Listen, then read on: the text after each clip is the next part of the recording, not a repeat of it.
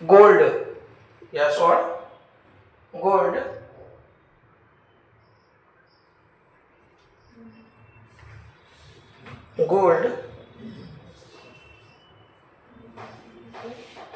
एवं नगद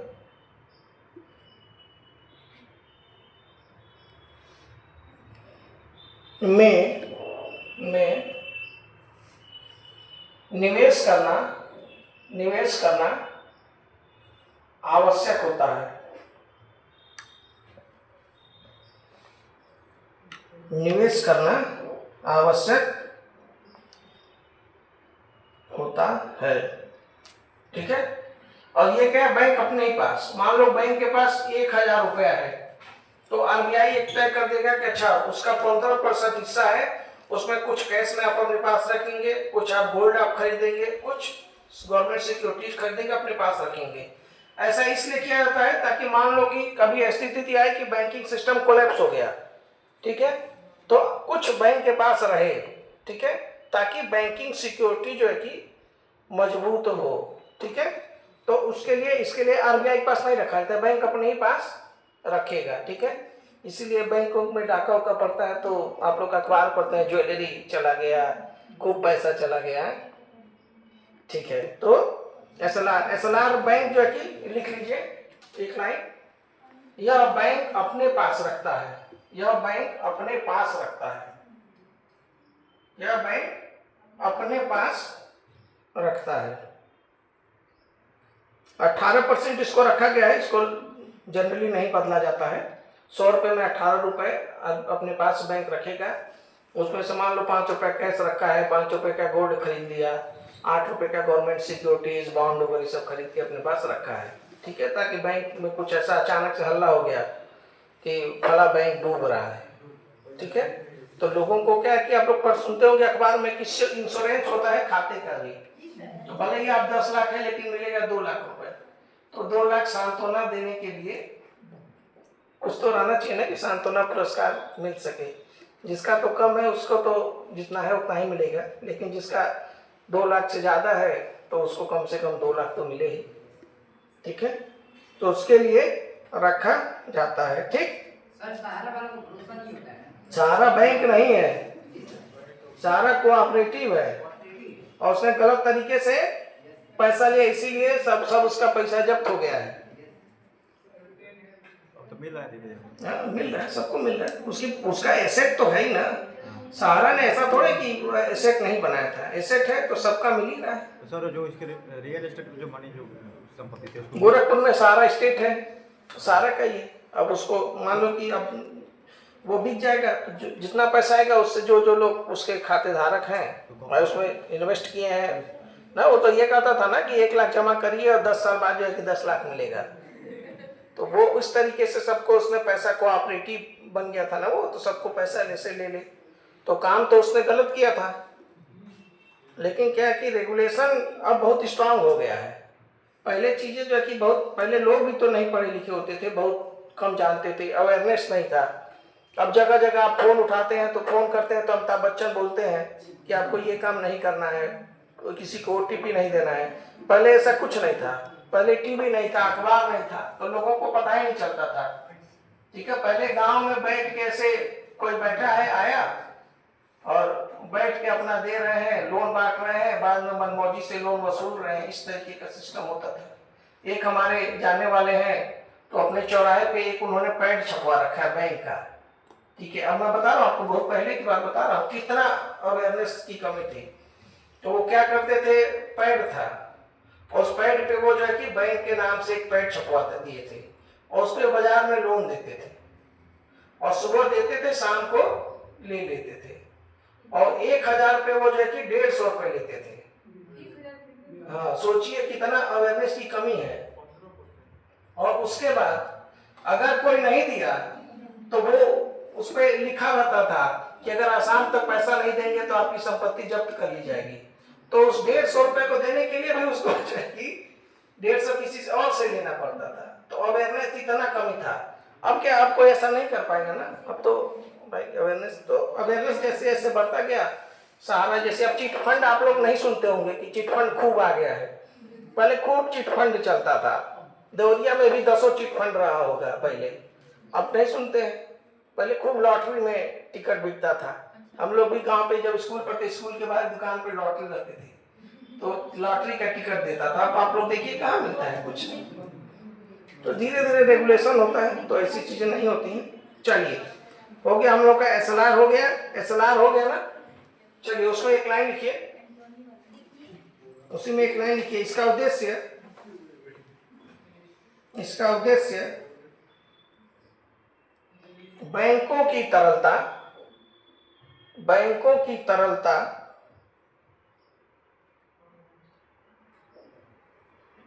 बैंकों की तरलता एवं सुरक्षा,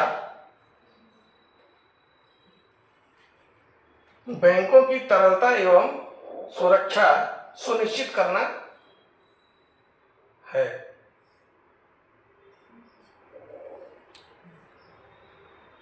सुरक्षित करना है, सुनिश्चित करना, वही बात है, सुनिश्चित करना है। ठीक है। अब एक छोटा सा बॉक्स बना के, ऐसे बॉक्स बना लीजिए। ये अलग से देखिए, पीटी का सवाल है, लिख लिए रिजर्व अनुपात, लिख लीजिए CRR SLR, ये दो ही जो है कि रिजर्व अनुपात है, ये पीटी का सवाल है। ठीक है, अब ये अलग दिखेगा तो याद रहेगा। ये प्रीलिम्स का सवाल है, कौन रिजर्व अनुपात होता है, तो SLR और CRR, ये क्या है, ये रिजर्व अनुपात होता है। ठीक है, ठीक। अब चलिए नेक्स्ट हेडिंग डाल लीजिए, रेपो रेट। रेपो रेट,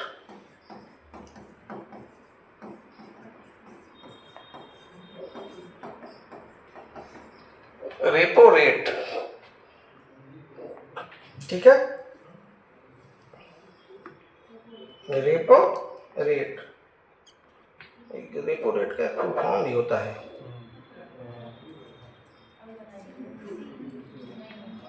क्या हो गया, फुल फॉर्म अचानक से मुझसे एक जगह पूछा गया था ना, तो याद आ गया। जो आरबीआई बैंकों को देता है नहीं, रीपर्चेज ऑप्शन, इसका जो है कि फुल फॉर्म होता है। चलिए, तो हम लोग जो है कि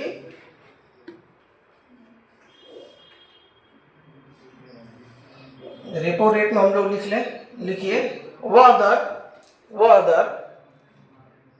जिस पर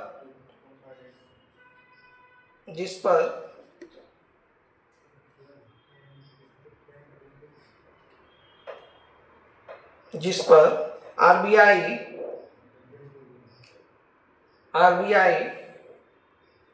बैंकों को अल्पकालिक शॉर्ट टर्म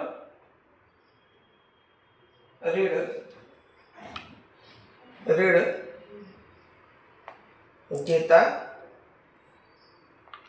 देता है। इस पर क्या करता है कि आरबीआई बैंकों क्या है कि ऋण देता है। बैंकों को अभी मान लो कि आपको जरूरत है अचानक, तो आरबीआई से रिक्वेस्ट करेंगे, आरबीआई उनको दे देगा। ठीक है, बैंक वाले दे रहे हैं और 5% मतलब दे रहे हैं ब्याज, ये मतलब अपने थ्रू जो है 6% बढ़ाकर अपनी मनमानी तरीके से 6% दे रहे हैं। आरबीआई का 5% देंगे, आरबीआई सब नहीं करता, आरबीआई एक बेस रेट तय करता है। ठीक है, उसके बाद जो है कि वो मतलब देते रहेंगे।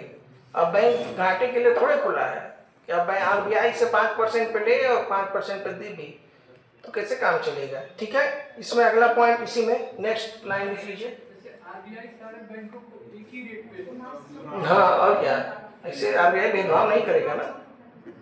चलिए, इसी में नेक्स्ट लाइन लिख लीजिए, रेपो रेट में ही सबसे इंपॉर्टेंट है, महंगाई बढ़ने पर आरबीआई सर इसी में हूँ उसी में कंटिन्यू करके महंगाई बढ़ने पर आरबीआई इसे बढ़ाता है जिससे बैंक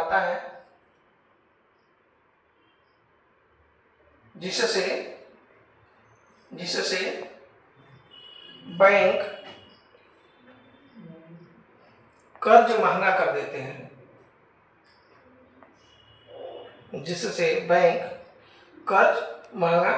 हैं,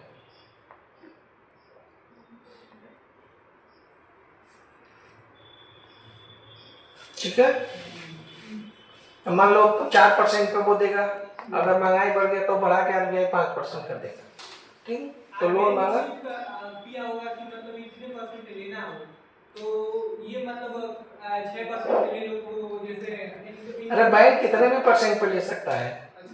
हाँ, बैंक इसीलिए खुला है ना, रेट इंटरेस्ट बैंक तय करते हैं, इंटरेस्ट देने का जो बस उसका रेगुलेशन करता है आरबीआई। रेपो रेट घटा देगा तो बैंक भी थोड़ा सा राहत दे देंगे, बढ़ा देगा तो बैंक भी बढ़ा देंगे, क्योंकि बैंक को महंगा मिलेगा तो बैंक भी तो महंगा देगा, ठीक है। एक होता है एनबीएफसी और महंगा देते हैं क्योंकि उनको बैंक से लेना पड़ता है, बैंक तो आरबीआई से ले लेगा।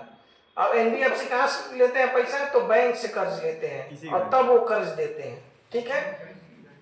तो क्या है कि उसी कहते हैं शैडो बैंकिंग, ठीक है। तो मान लो कि अब जैसे आप लोग नाम सुने होंगे श्रीराम फाइनेंस, ठीक है, चोला मंडलम, ये सब क्या है? ये सब एनबीएफसी है।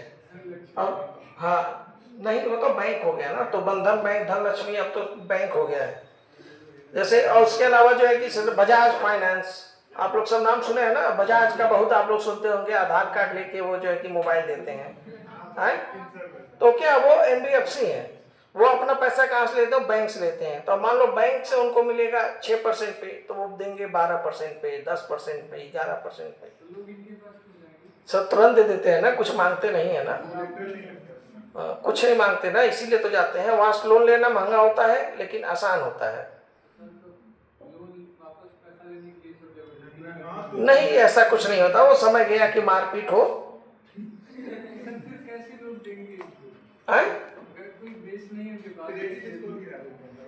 सिविल स्कोर पे लोन देते हैं ना, और आप जाएंगे कहाँ? अब तो रेगुलेशन बहुत स्ट्रांग हो गया है।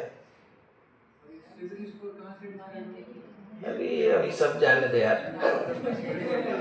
चलिए, रेपो रेट हो गया। अब हेडिंग डालिए रिवर्स रेपो रेट। सर आ गए क्या? एक हेडिंग डाल दीजिए reverse repo rate.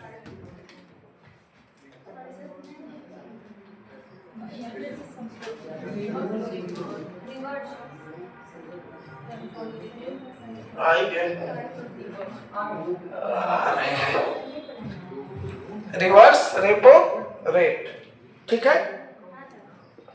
Reverse repo rate में लिख लीजिए वह दर। अच्छा, बैंक को भी, आरबीआई को भी जरूरत है। ये महंगाई पे रेपो रेट बढ़ाने का कॉन्सेप्ट क्या होगा? अब जैसे मान लो कि खूब धड़ल्ले से बांट रहे हैं, आरबीआई से पैसा सस्ता मिल रहा है, बैंक खुद धड़ल्ले से लोन बांट रहे हैं, और उससे क्या होगा? मार्केट में मनी सप्लाई बढ़ जाएगी, मनी सप्लाई बढ़ेगी, डिमांड बढ़ेगा, और आपूर्ति कम है तो महंगाई बढ़ जाएगा। तो आरबीआई कहेगा अच्छा मेरे से पैसा लेके खेल कर रहे हो मेरे खिलाफ, तो तुरंत तरह की रेट बढ़ा देगा। तो आरबीआई, तो उनको भी महंगा मिलेगा बैंक को, तो बैंक भी लोन का दाम बढ़ा देंगे, और जब बैंक लोन का दाम बढ़ाएंगे तो लोग कम कर देंगे लेना, ठीक। और जब बैंक लोन लेना कम कर देंगे तो मार्केट में सप्लाई मनी का कम हो जाएगा, तो डिमांड कम हो जाएगा। मार्केट में अगर मनी है तो महंगाई बढ़ कैसे रही? मनी है, मनी तो हमेशा ही रहेगा ना।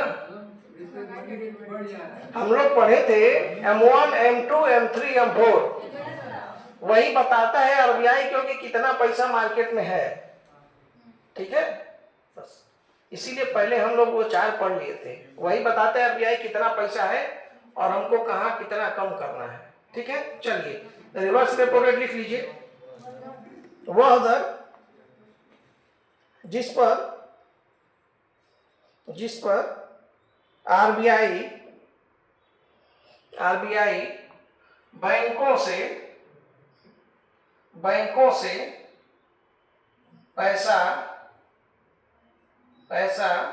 उधार लेता है।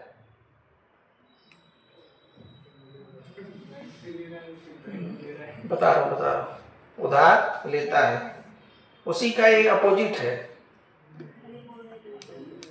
एक में देता है, रेपो रेट से काम न चले तो आरबीआई क्या करेगा, जैसे रिवर्स रेपो रेट में क्या होता है, बैंक अपने एसेट जो है वो आरबीआई को गिरवी रखते हैं, ठीक है, उसके बदले में आरबीआई देता है कि हमारे साथ गेम ना हो जाए कि हमसे भी लोन ले लिया और अपना एसेट किसी को दे के जो है कि वहां से भी पैसा ले लिया, तो कहता है कि चलो एसेट पहले लाओ हमारे पास दो और तब जो है कि लोन लेंगे। ठीक, अब मान लो कि मनी सप्लाई मार्केट में कम है और ज्यादा है, ठीक है, इसमें क्या करता है कि आरबीआई लेता है, ठीक है, मान लो मनी सप्लाई मार्केट में ज्यादा है और आरबीआई को लगा केवल रेपो से काम नहीं करेगा, तो आरबीआई कहता है ऐसा अपना ही सब लेके जाओ और पैसा मेरा दो जल्दी जल्दी वापस, तो उनको सिक्योरिटी देगा और कहेगा कि अब हमारा पैसा दे दो लाओ, तो वो क्या कि अतिरिक्त इनसे उधारी, चूंकि आरबीआई के पास पहले से सिक्योरिटीज बहुत होती हैं, वो उन सिक्योरिटीज को वापस बैंकों को बेच देता है और कहता है कि लाइए पैसा लाइए, जरूरत है, ठीक है, और मना बैंक नहीं कर सकते कि ऐसे नहीं कि नहीं देंगे हमारा है। एसएलआर अलग चीज हो गया, क्या नहीं है, फिर से बताइए। रेपो रेट में क्या होता है, बैंक उधार लेते हैं, सिक्योरिटीज आरबीआई के पास रखते हैं, ठीक है, उससे क्या होता है कि महंगाई जो है कि मान लो कि अब ज्यादा है तो बैंक रेपो रेट बढ़ा देगा, ठीक है, तो मनी सप्लाई, भाई लोन मांगा तो लोग लोन नहीं लेंगे तो मनी सप्लाई जो है कि कम हो जाएगी, ठीक, इसको अभी किनारे कर देते हैं, ठीक, इतना हो गया।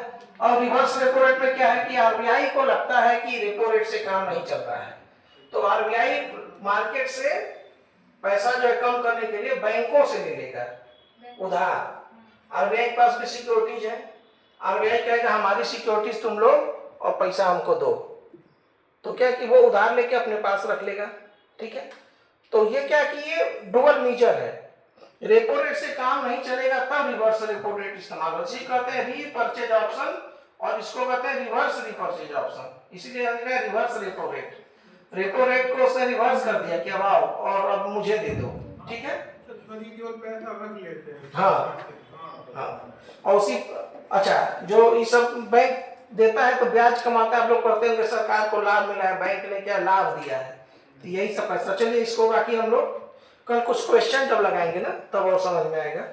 एक लाइन बस लिख लीजिए, रिवर्स रेपो रेट वह दर जिस पर आरबीआई बैंकों से पैसा उधार लेता है, इससे बैंकों को अपना अतिरिक्त पैसा आरबीआई में रखना पड़ता है, आरबीआई में रखना पड़ता है, ठीक है, अब हो गया क्लियर। एक्स्ट्रा कुछ था, महंगाई है तो आरबीआई ने रिवर्स रेपो रेट का ऑप्शन ले लिया और उनके कुछ एक्स्ट्रा जो उनके पास और कुछ था उसको भी अपने पास रख लिया, ठीक है। चलिए आरबीआई को भी तो सरकार को ऋण देना होता है ना, तो आरबीआई इस तरीके के मेजर सप्लाई के सरकार को भी ऋण देती है, ठीक है। बाकी हम लोग कल कंटिन्यू करते हैं। अच्छा कल तो संडे है, मंडे को 3-4 ऑप्शन और करके और हम लोग एमसीक्यू लगाएंगे तकरीबन 10, क्योंकि ये पूरा प्रीलिम्स का ही है।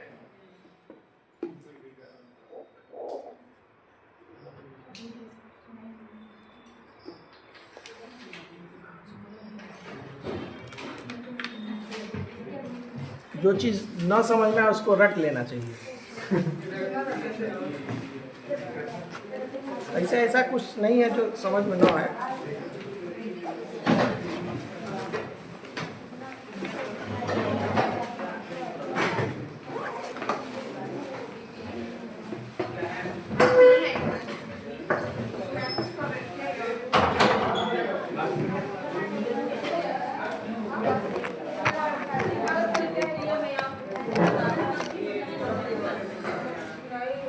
प्रशासन देखना